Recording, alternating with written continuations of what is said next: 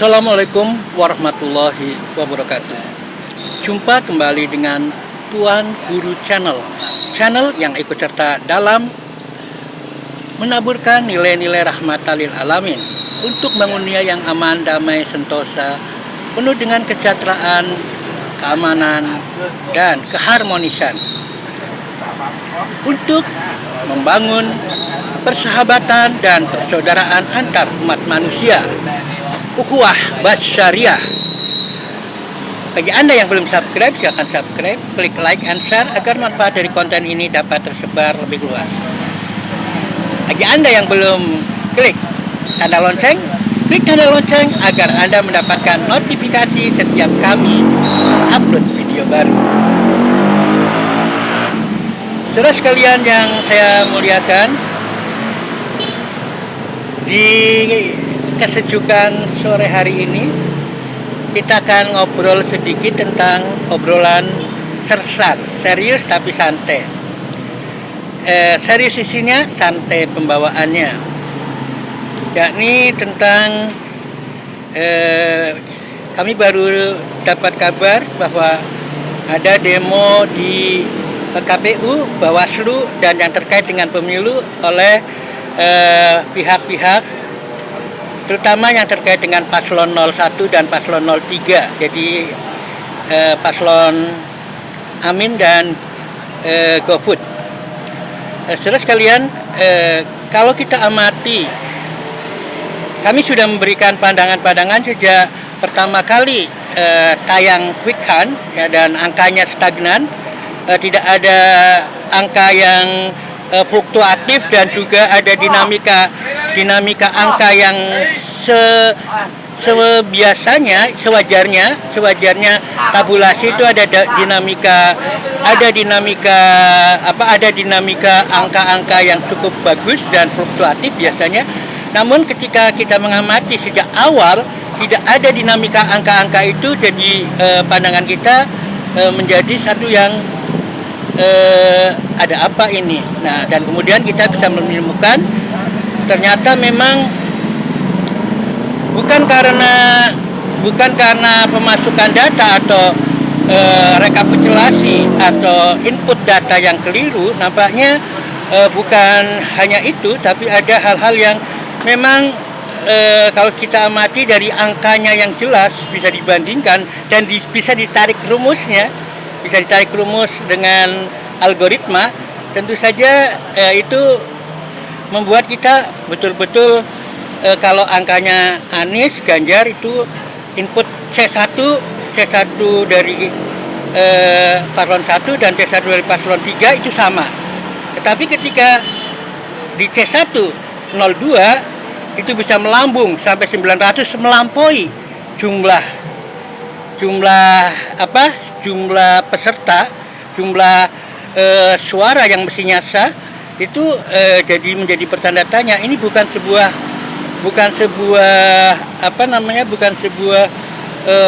kesalahan input, karena kalau itu kesalahan input akan capek banget, ya, menginput dengan yang tidak sesuai, ya. Ada yang sampai 100.000 dan sebagainya, itu kan satu yang nggak mungkin. Padahal satu TPS itu paling banyak 400, ya. Tapi itu ada yang melonjak sampai 900, 950, dan banyak sejumlah 200 TPS, yang 200.000 TPS ini satu hal yang sangat luar biasa. Kalau kita lihat naiknya 100 poin saja, 100 poin saja itu sudah 100 kali 200.000 TPS, itu berarti 20 juta. Nah, 20 juta, makanya langsung bisa ke 40%, tapi dengan angka yang fantastis. Nah, jadi satu hal yang memang tidak mungkin, dan itu sedang diperjuangkan oleh teman-teman agar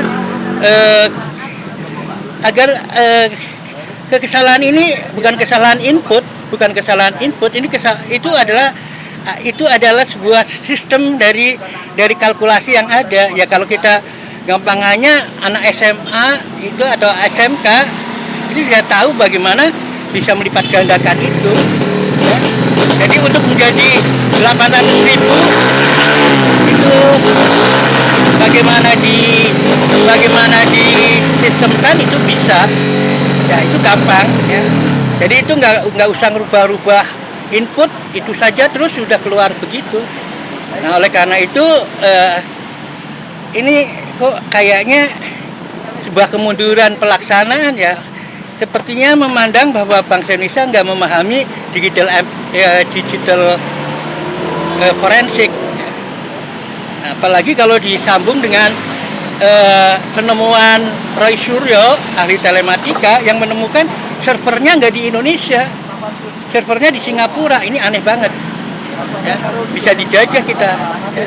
Kemudian selain server di Singapura, server itu terkoneksi dengan pusat komputer Cina. Ini sesuatu yang luar biasa. Para ahli telematika itu bisa menelusurinya. Jadi amat sangat naif kalau KPU itu melakukan hal semacam itu. Itu artinya seakan-akan bangsa Indonesia itu nggak memahami digital forensik, ya. Padahal kita sudah bergembar-gembor tentang IT of Things, ya, IT of Things 5.0. Itu satu yang mengharuskan kita memahami konstelasi internet digital itu seluruh dunia. Nah, dan orang-orang Indonesia kan sudah terkenal itu, sampai mahasiswa di Yogyakarta bisa membobol pertahanan Pentagon, itu sudah sangat luar biasa. Jadi kalau kemudian pemerintah berasumsi, KPU berasumsi itu tidak akan terlacak, ini sungguh naif sekali.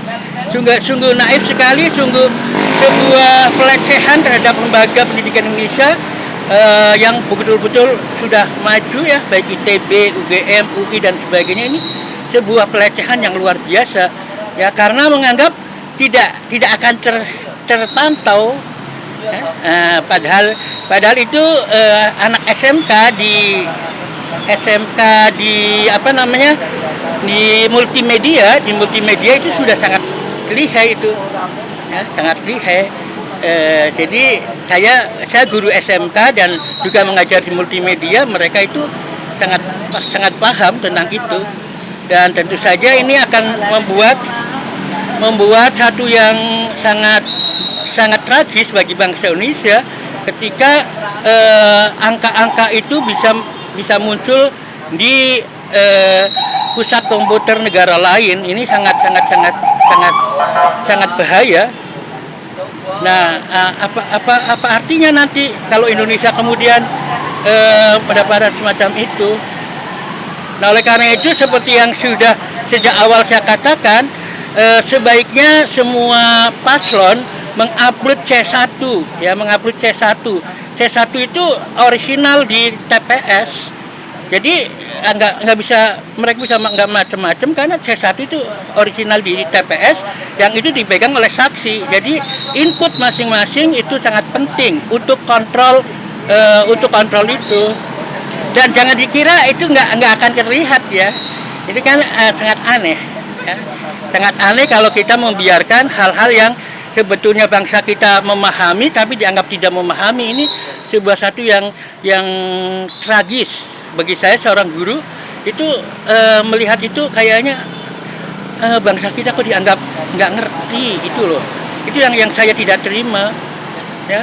Bangsa kita itu sudah cerdas, banyak yang ahli, bahkan sampai bisa membobol pertahanan Pentagon USA. Itu sudah hebat banget, padahal mereka lapisannya banyak. Jadi sudahlah akui, sehingga tidak berpanjang-panjang, akui kemudian mohon maaf, kemudian mereka sudah mohon maaf di Capres 01 ya, kepada Anies mereka sudah minta maaf, namun juga harus kepada Ganjar, pada semua bangsa, kepada seluruh bangsa Indonesia ya.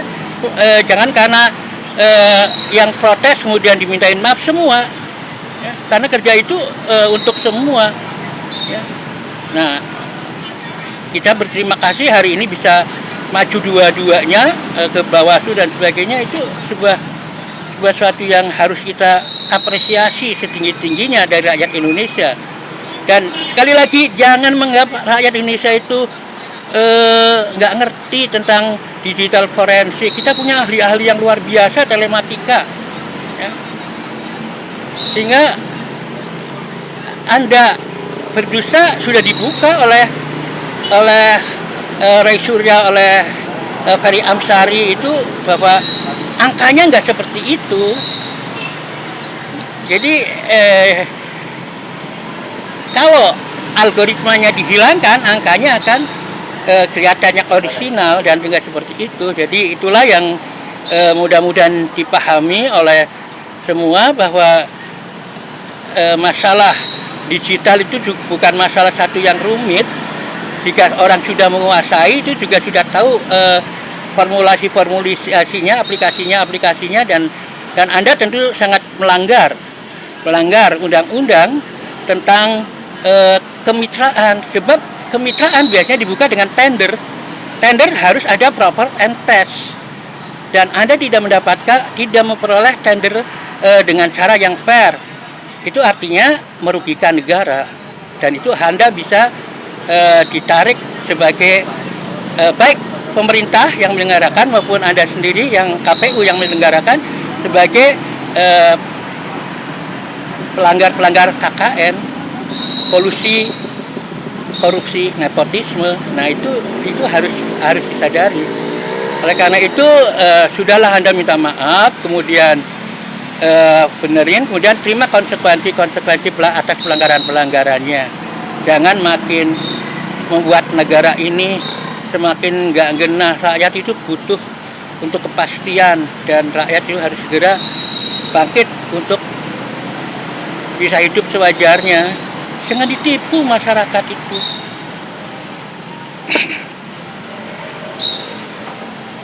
Itulah yang saya sampaikan kali ini, tanggapan saya tentang kubu 01 dan 03 yang maju bersama untuk protes. Satu hal yang harus diapresiasi, dan rubah segera algoritmanya, kembalikan formulasinya, sehingga data yang keluar adalah data yang sesuai dengan C1. Anda harus tahu C1 itu dipegang oleh saksi. Jadi Anda nggak bisa mengelak itu. Mudah-mudahan ada manfaatnya, dan Assalamualaikum warahmatullahi wabarakatuh.